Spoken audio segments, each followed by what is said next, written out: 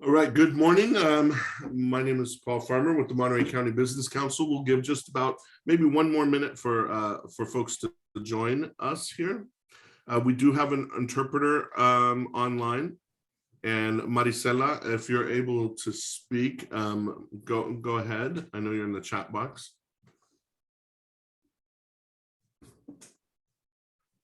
Okay, Maricela, I can't hear you. So she's there. I'm just not sure if she's able to transfer easily over between. Okay, all right, no problem. So I will just say in Spanish, I'm going to show off my Spanish here.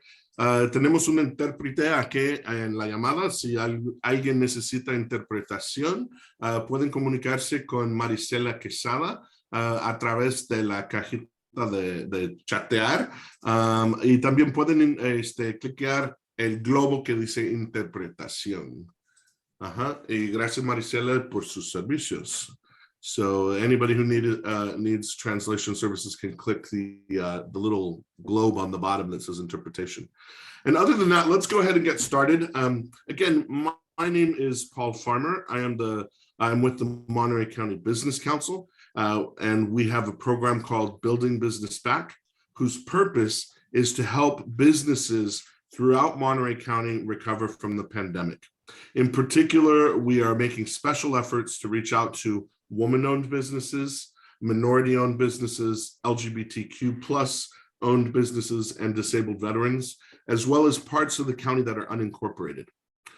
So we're here to help everybody, but the purpose of today's workshop is to talk about the steps that need to be taken to be certified as a diverse supplier, which means minority-owned or woman-owned or all of those different appellations which I just offered. First, we're going to have a guest speaker, Ed Salcido, who is the Deputy Project Manager at the Supplier Clearinghouse with the state of California. So he'll talk a bit about the importance of getting these certifications, the advantages that they offer, kind of what it looks like, how long it takes, and things like that. And then we'll have Victor Valdez, who is the program manager for the Monterey Bay Procurement Technical Assistance Center. And Victor will be participating in each of the 3 workshops that we are doing on government contracting. So with that, I want to give a warm welcome to everybody. And this session is being recorded, and we will share it with you afterward in case you want to share this information with any of your friends or business contacts. But with all of that, I'd like to give a warm welcome to Mr. Ed Salcido. Ed? Thank you, Paul. It's very kind of you. Thank you, everyone, for attending today. Paul, would you like me to share my screen? Is that okay? Sure, please. And Okay. Philip, go ahead and make sure that he's able to do that, if you don't mind.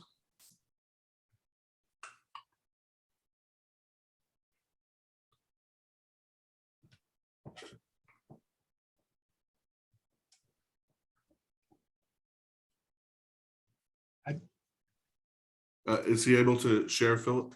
Yeah, it didn't let me share that time. Okay. Let me try again. Oh, here we go. I think we're in business.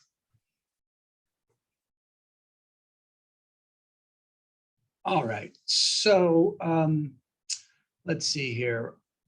Bear with me here.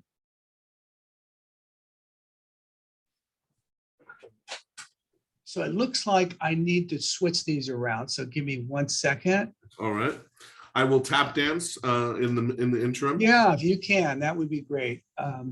It's still not cooperating here. So let's see what I can do here. It looks like it wants to show that screen for some reason. If you want as a backup plan, you could email it to Philip and maybe have him open it up. Give me 1 more second here. Let me see what I can do here. I think, Philip, I may need to do that, but let's see what we can do here. So,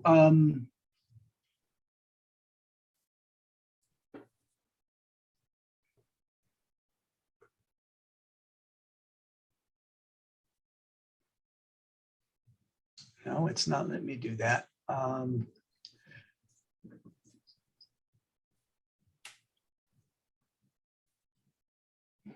Okay, give me 1 second here. We're going to go ahead and make this happen. So we'll go over here. And let's do So that. oh, perfect. There we go. All right. Now we can see it. All right, guys, sorry about that. Sometimes these, with these multiple screens, you have obviously got to figure out how to get that working. So first of all, I wanted to thank you again, Paul, and thank you everyone for your patience. My name is Ed Salcedo, and I'm the Deputy Project Manager, as Paul mentioned, with the Supplier Clearinghouse. I'm going to go through this presentation today, and it's going to be about 20 minutes or so. Some of you may not be familiar with the Supplier Clearinghouse. I'll give you just a quick background on that, and then I'll just kind of give you a broad overview of the certification process, and I'll be happy to answer all of your questions. You can ask questions, use the chat process, and obviously we'll be checking that, but you can also unmute yourself if you'd like to ask a question to me live. And I welcome questions throughout the presentation. You don't need to wait until the end. But if you do wait till the end, obviously I'll open up for questions at the very end. So let's go ahead and get started. Wanted to, first of all, just, let's see here. We are not moving forward here. This has been a challenge already, guys. My apologies. Here we go. There you go. Thank you. So, I wanted to talk a little bit about the primary function of the Supplier Clearinghouse. And, it was commissioned by the California Public Utilities Commission, and it operates, and actually we're celebrating, almost 30 years of it being in existence. It operates under something called General Order 156. And if if you're interested in getting certified, when you get onto the certification website, you'll have GO 156 available to you.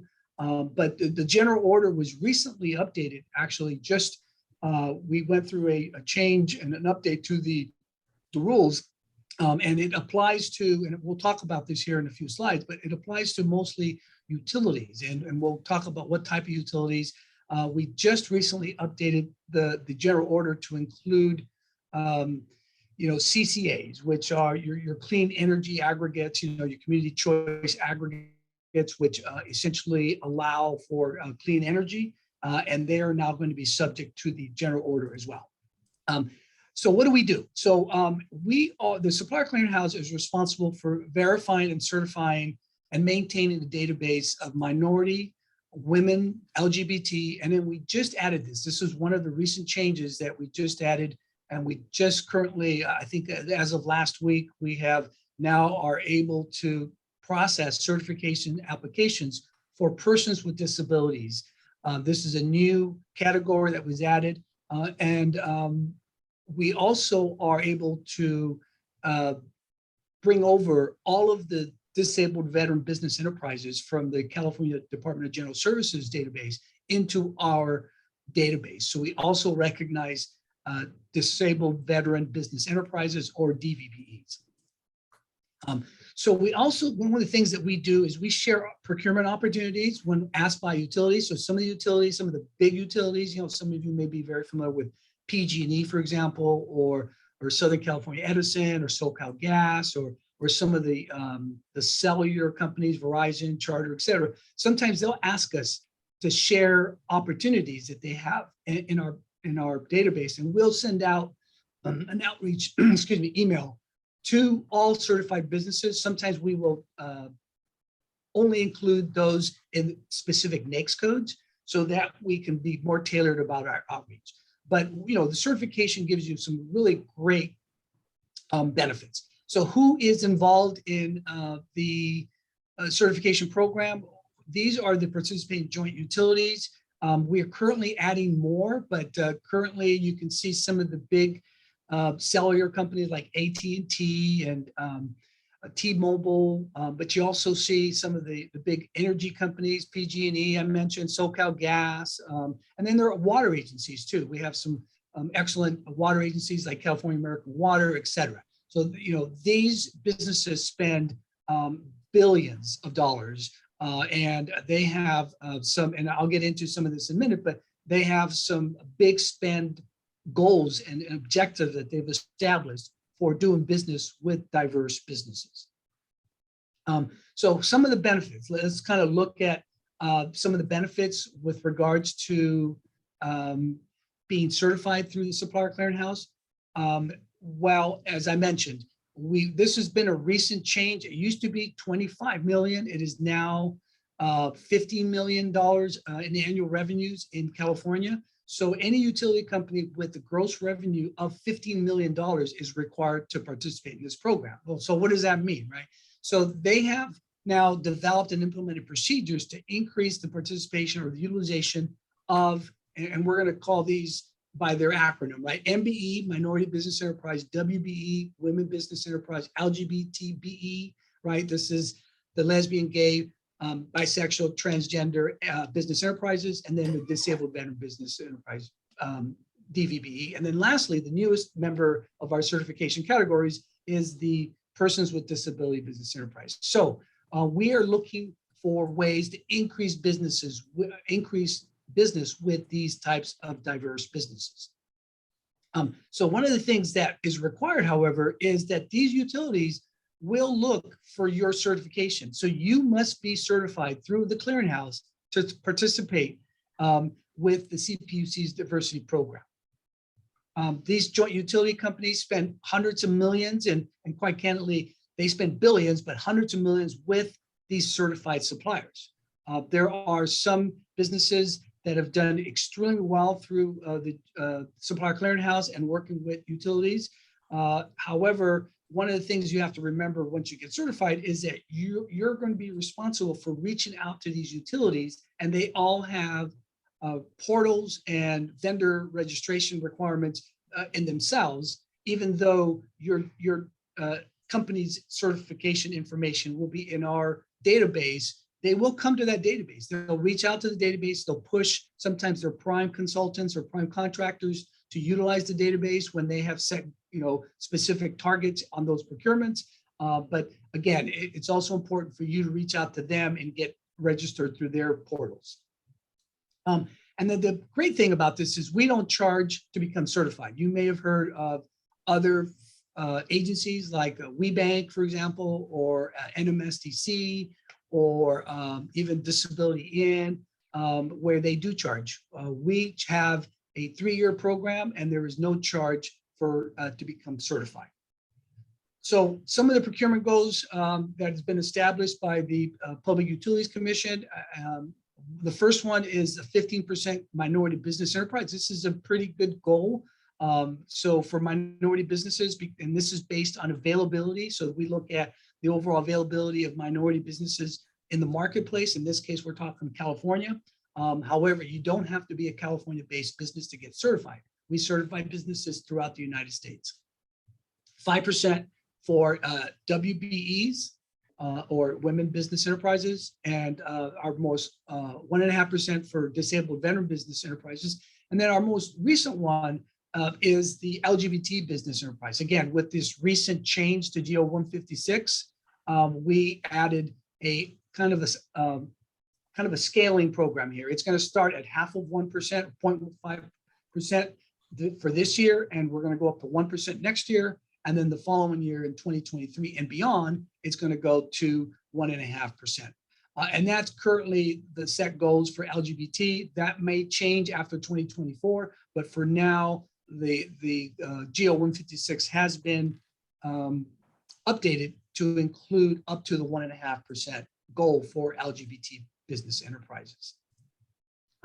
We don't have a goal for the persons with disabilities at this time. It will be considered as we move forward and how we see how these businesses are able to capture work through the Supplier Clearinghouse and the Public Utilities Commission program.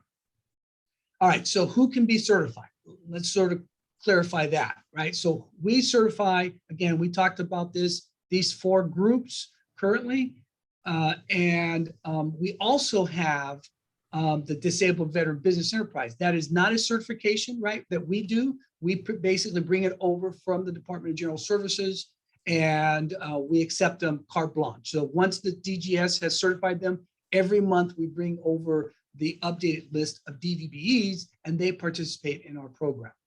We also rely on the Small Business Administration's 8A program. Some of you may be familiar with that program. It's a very specific program that deals with both social and economic disadvantage status for your firm. It also, from the economic status, looks at personal net worth, and it has to be fairly low personal net worth for you to qualify for that program. Once you are in that program, we will bring you into the Supplier Clearinghouse database through basically a reciprocal agreement. However, you must be certified, currently certified as a native firm to come into the Supplier Clearinghouse database. All right, so how can you become certified? Let's kind of lay it out here and talk about that. First of all, we have 4 different applications, and it's not as complex as it sounds, right? So a standard verification application, just simple application. Look, just fill it out if you want to get certified. However, if you are a business that is in California and doing under a certain dollar threshold, $3.5 million, right, we will allow for a fast track application, which streamlines the process. We also have something called re-verification application. Essentially, it's a renewal. So after you've been certified and you want to get recertified, we will go through a renewal process, and again, a much more streamlined process to get you to go through the renewal process. And then there's the comparable agency verification application. This is where we have comparable agencies that we have signed MOUs with. These include the Women's Business Enterprise National Council, which is WeBank. We also include National Minority Supplier Development Council, which is a really very, I guess, large and very powerful organization.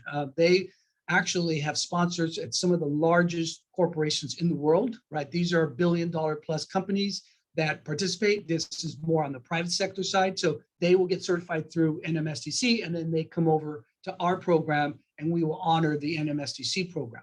And the same with the NGLCC, the National Gay and Lesbian Chamber of Commerce. We honor their certification, and if they want to come into our database and our program, we will honor that. And then we just signed, literally like last week, we signed the Disability In MOU, the Memorandum of Understanding, and we're doing the same thing with Disability In for persons with disabilities.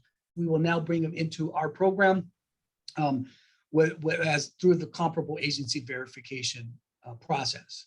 That comp application, let me just share with you, it's a very quick, literally 1 or 2 day process, and we will get you into the certification database. All right, so what do you need to get certified? Now, what's required?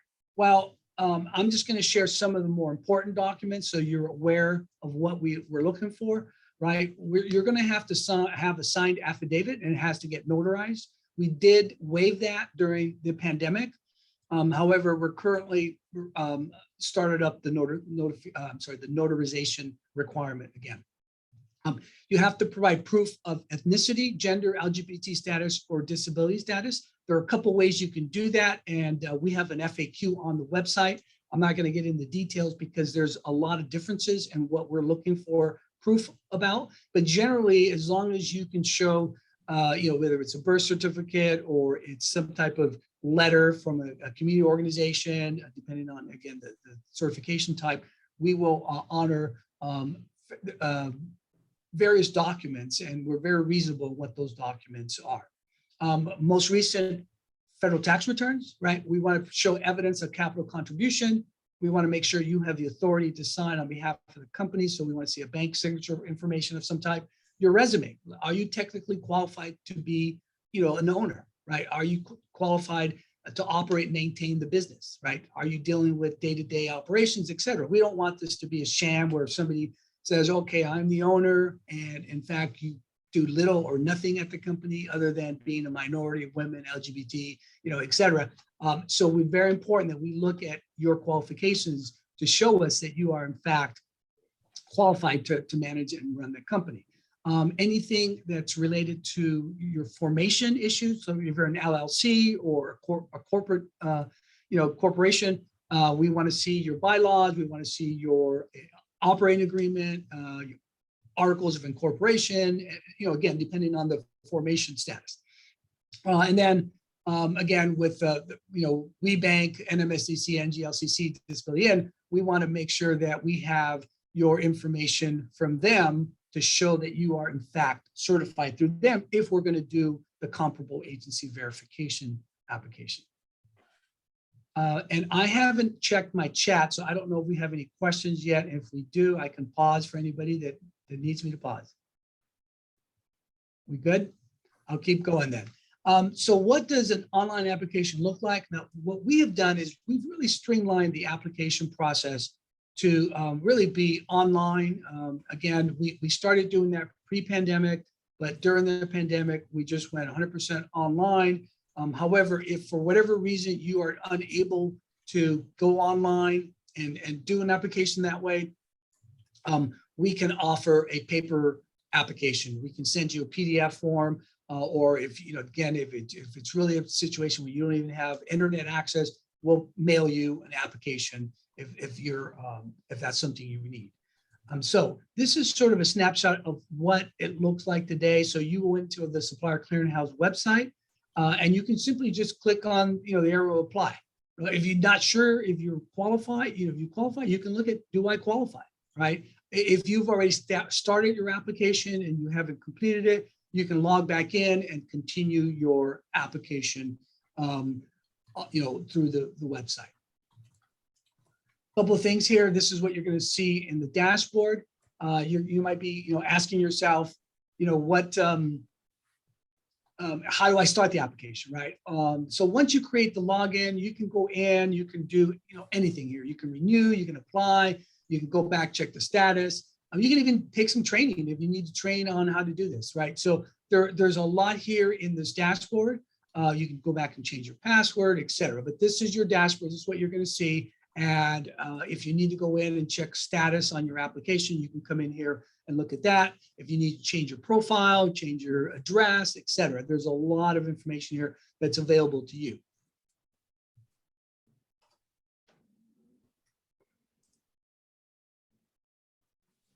Okay, here we go. So here's some contact information I wanted to share with you. If you are considering getting certified, the URL here is a long one. I apologize for that. I had nothing to do with that, but it's thesupplierclearinghouse.com. Okay, you have to make sure you put the thesupplierclearinghouse.com. That'll get you to the website. If you have questions and you want to email us about anything, we have an info@thesupplierclearinghouse.com, and then we have an 800 number. So if you want to call and talk to one of the analysts, the manager, to talk to me, you can call the 800 number, and we'll be happy to answer your questions should you have any questions. Okay, that is all I have. I'm more than happy to answer any questions if anyone has any questions at this time.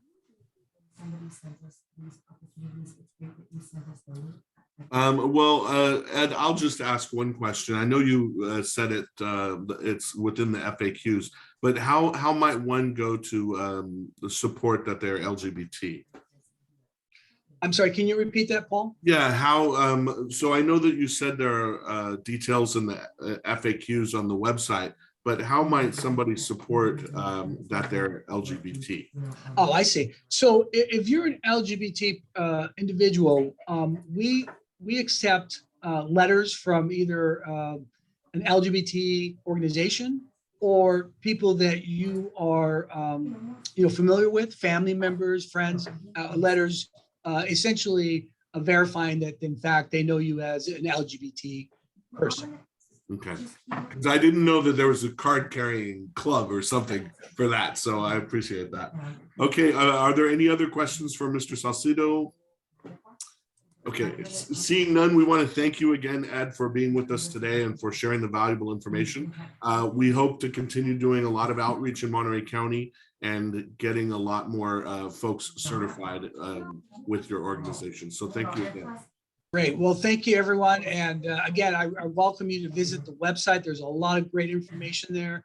And, please, if you want to use the the info at the Supplier Clearinghouse. We can answer more questions that way. We welcome all your questions and we look forward to new applications. So thank you very much for your time today. And I'm sure we'll be talking soon. Excellent. All right. Enjoy the Goodbye, rest of everyone. your day. Thank you so much. All right. Goodbye. All right. And with that, we'd like to pass things over to our partner, Victor Valdez, the program manager with the Monterey Bay PTAC. So Victor, take it away. Good morning. Let me share. I want to share some. Oops, I shared the wrong one. Uh-oh, that could be dangerous. Yeah. I thought I did. Let's see. It's probably what. There you go. We can see the screen that says "Why Get Certified." Okay, yeah, that's what I want. Okay, good.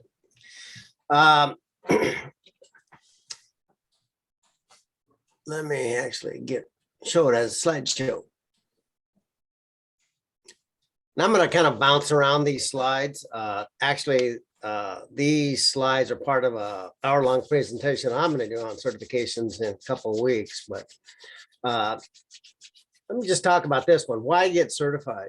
One of the things that we just kind of heard about really was the fact that the Supplier Clearinghouse is set up for people who want to sell their goods or services to utility companies in the state of California. So there are other certifications that are out there that are used for different purposes. So one thing about us as the PTAC, and with the PTAC, basically our expertise is all about government contracting, is that depending on who your potential customer is, we'll tell you maybe what is the certification that would be best fit for that opportunity. Just kind of adding that too, I've been doing this for a long time. And people will kind of ask, once they kind of see that there's a lot of certifications out there, which is the best one to get? And I always tell them the same thing, whichever one your customer wants you to have. So again, you may be certified by a Supplier Clearinghouse, but you may be approaching somebody and they'll say, well, that's great that you are and you have that, but we want you to get certified by WeBank or NMSDC or something like that.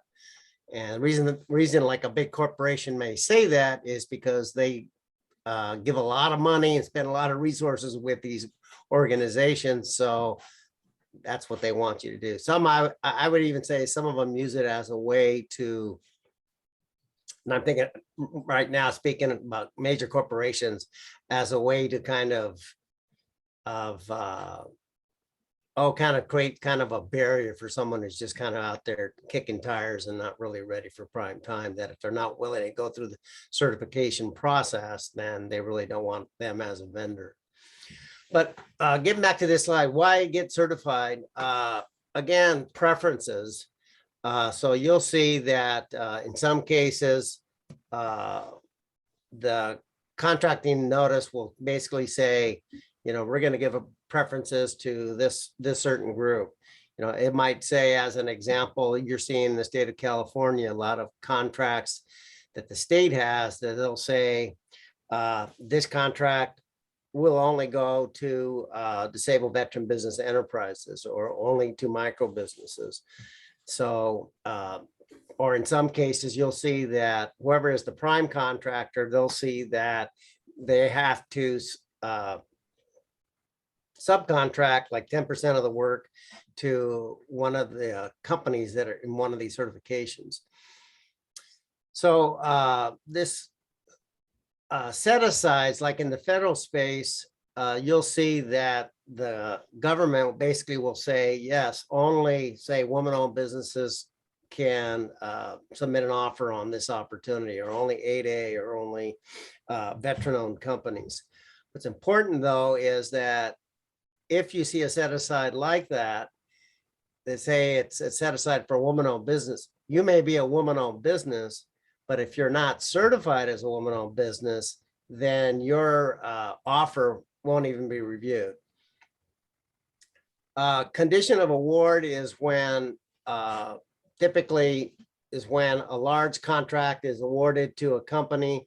Basically, the condition of that award, that contract will say you then need to subcontract certain percentages of your contract to these various categories. If an opportunity is set aside, say only women, say for just women business owners, it reduces the competition. So you don't, it's not a free and open, you're not competing against male-owned businesses, it's just you competing against other women-owned businesses. So it reduces the competition.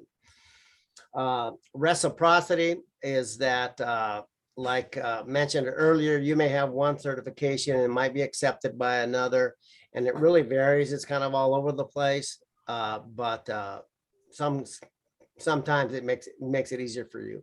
This last one, lending package, I put that there because if you're in business and if you're looking for any kind of financing, the actual supporting documentation that you submit to any certifying entity basically is almost identical to what any lender will ask you for in basically underwriting your loan. So it's kind of a side benefit. Let me just kind of go through some of these other slides here. So like in the federal marketplace, you have the first one is you have your woman-owned small business, and then a veteran-owned small business. Then you have a service-disabled veteran-owned small business, and then the 8A certification. One thing I'll tell you about the service-disabled veteran-owned small business is that even when, at the time of you being discharged, if you showed 0% disability, they will still, the federal government, give you a service-disabled veteran-owned small business certification. I found that out recently. It didn't make any sense to me, but once it was explained to me that you may have a really good example might be PTSD, is that it's not detected when you're discharged, but all of a sudden it comes up a year later, something like that. The other thing I'll kind of mention too is that if you look down at the state, you'll see that they have disabled veteran business enterprise, but they're not, in this case, not reciprocal. So if you're certified by the federal government as service disabled veteran, the state of California won't accept it. And the same thing is if you're certified as a disabled veteran business, the state, the federal government won't accept it. In addition, the state, you heard me mention that the federal government, you can have 0 disability and get service disabled veteran owned small business certification. But with the state, you have to show at least 10% disability on your discharge papers. This last one on the state, this disadvantaged business enterprise, that's a certification that is required by the United States Department of Transportation, that every state has to have what they call the DBE certification program, because the federal US DOT basically gives funds to all the states DOTs. So any project, I don't want to say any project, but any entity that's receiving funds from the US DOT then has to have a DBE program. Not every project will have a DBE goal on it, but the combination of the contracts that entity has they have to then, by the end of the year, meet the goal that's set for them by the US DOT. And this DBE, they have what's called the California Unified Certification Program, the CUCP, that are different entities in the state beyond Caltrans that will actually do the certification. So LA Metro does it, Caltrans does it, City of Fresno does it. There's others too, but whichever one is kind of easier for you.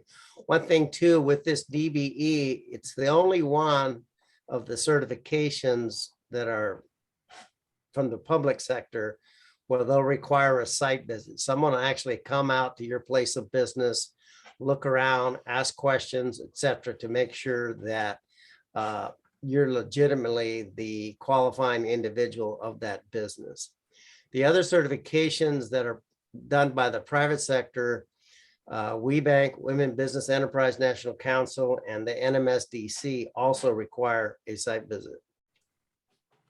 And you'd be surprised. I mean, I used to run a NMSDC office, and everything may look good on paper, but then when you go to the office and start looking around and asking questions, you'll find that people really aren't who they say they are.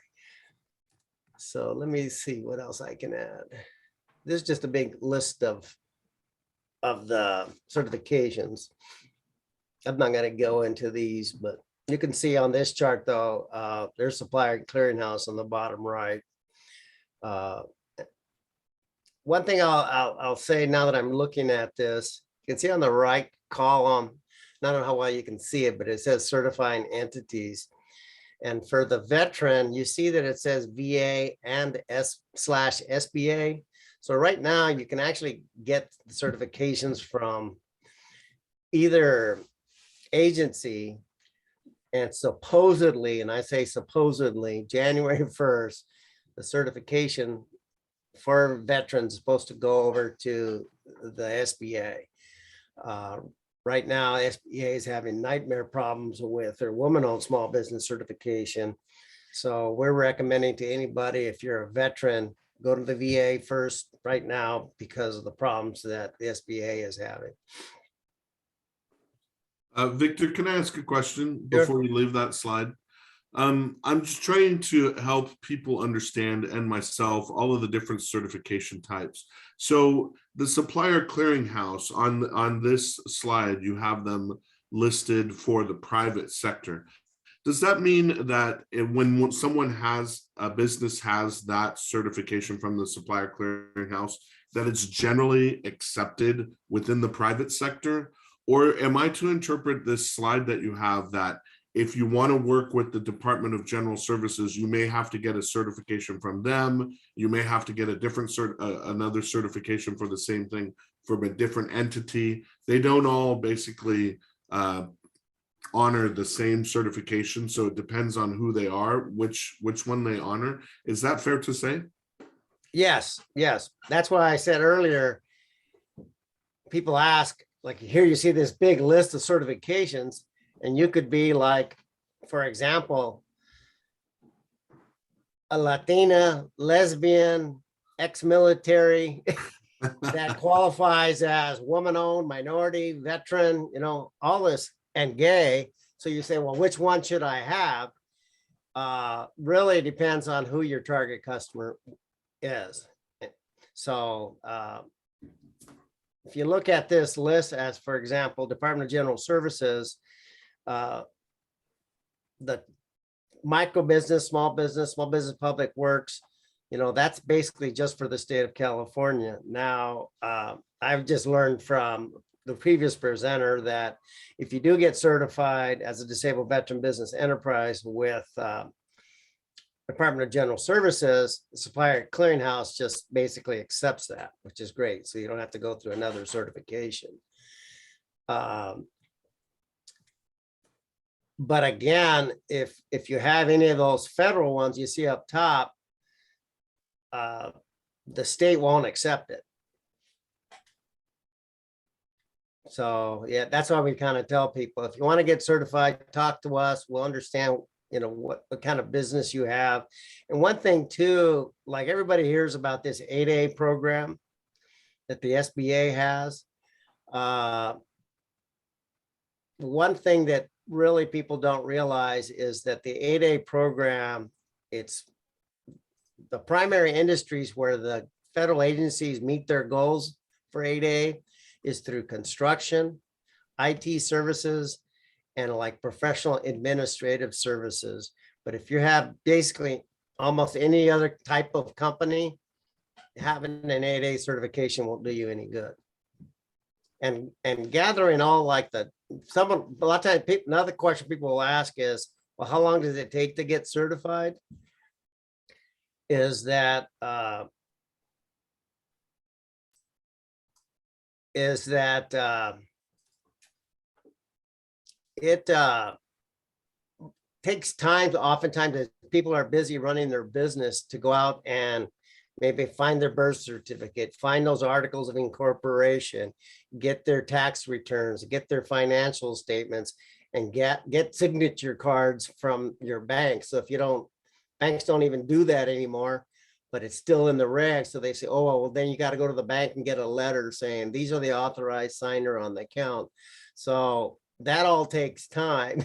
So that could actually take somebody, a couple months to do that.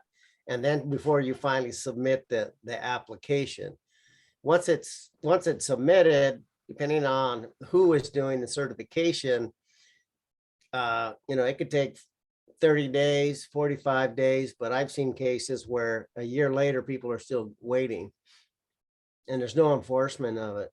This is this California Unified Certification Program. So it's Caltrans, LA, City of LA, San Francisco, etc. One thing, this WeBank and NMSDC, they do charge for certification, but one of the things that they both do is they have some really good networking events and really good trainings that they do on a regular basis. Again, in their cases, their certifications are used primarily for selling to Fortune 500 companies that have supplier diversity programs. The other thing I'll just kind of add, just again, running NMSDC, is just because a corporation is a member of one of these organizations, their commitment to the cause can really vary. Some really walk the talk, but others just want to make sure that their name shows up on the list, that they're supporting women-owned business or minority-owned businesses, but they don't really try very hard.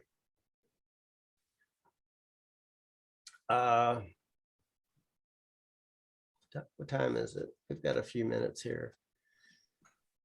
I'll go through this. One of these are the basic requirements. In most cases, you need to be a U.S. citizen, but in some cases, you can be a legal resident and it'll be accepted. So it'll just vary. The company needs to be at least 51% owned by either an individual or several individuals that make up that 51% that are in that socioeconomic category. For the government certifications, the business needs to be small. So that goes, and it varies with the federal ones. It's small by the SBA small business size standard, but the state of California for their certifications, they use a different standard. So you need to kind of be aware of that. And I'm not sure with Supplier Clearinghouse, in their case, I think in their case, there is no small business size standard. Same thing goes with WeBank and NMSDC. You could be $1 billion minority-owned company or $1 billion women-owned company and still get certified as such. But in the government space, no. This control part is really important. And previous speaker kind of talked about it a little bit, but not only do you need to own at least 51%, but your resume needs to show that you have the experience to run the business. What we run into oftentimes is like a husband and wife own a company. She kind of runs the day-to-day operations and stuff, and we see it a lot in construction where the business wouldn't survive without the wife doing the payroll, the estimating, bidding, etc. But the contractor's license is in the husband's name. If that's the case, that company will never get certified. So resume is really important. And then personal net worth, in most of these, again, other than the private sector ones, you can't be a wealthy individual in order to take advantage of it. And one thing important about personal net worth is The most common is $1.3 million personal net worth, but they exclude your primary residence and then all the investment that you have in your company. So most people who are small business owners, all their assets pretty much are tied up in those two things. What I've run into a few times is that maybe somebody inherited their parents' home or something like that. The parents bought the home years ago for $20,000. And now that home is worth $2 million. That, you know, basically puts them over that personal net worth.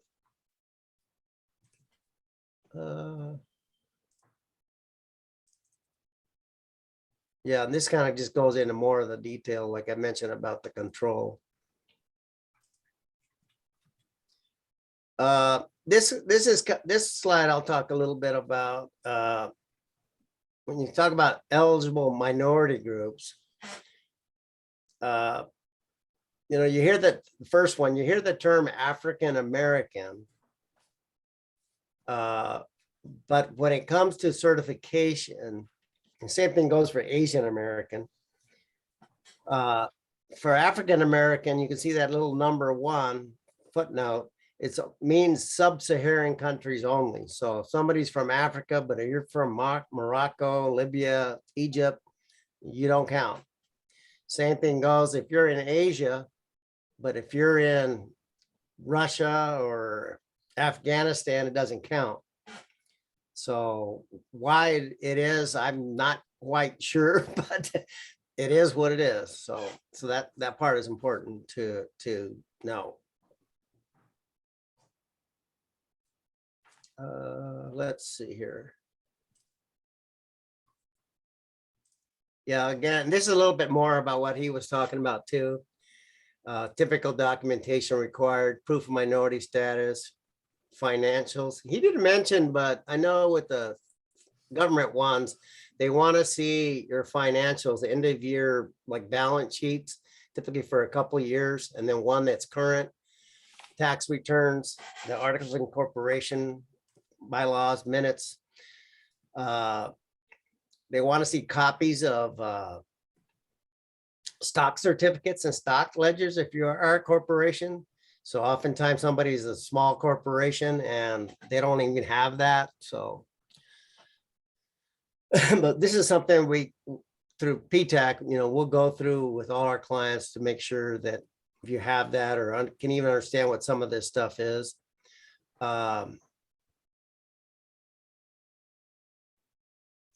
So Victor, maybe can I ask another question here? It seems pretty daunting that for a small business owner, there's so many different things out there, and when they see all of the documentation that's required. So I want to reiterate something that you said on this call earlier, which is to talk to PTAC to begin with and say, what type of customer are you trying to go after? And then your counselors can help make recommendations and then help walk people through the process of getting certified. That's fair to say? Exactly. Okay, so the question I want to ask you, and maybe we can use this to end the call in case unless there are other questions, is what value might it have for a small business like I saw Marianne Guinness had joined. She is a marketing person. And so can you talk about, aside from government contracts, what value may there be in getting certified as a woman-owned business? Or as a minority-owned business, and it may be more about the marketing, you know, that you can market yourself as that. But can you talk about values beyond going after different government contracts?